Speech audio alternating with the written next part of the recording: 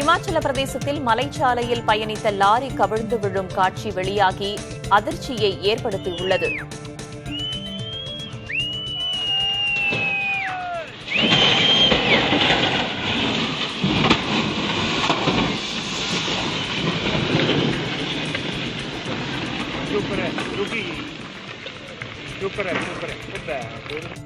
சம்பா மாவட்டத்தின் சலூனி பகுதியில் மலைச்சாலையில் லாரி சென்றபோது மண் சரிவு ஏற்பட்டது.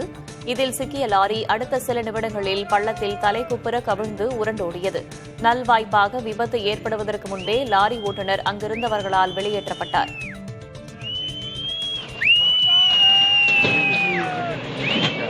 चलिए बेचारे देखो कितना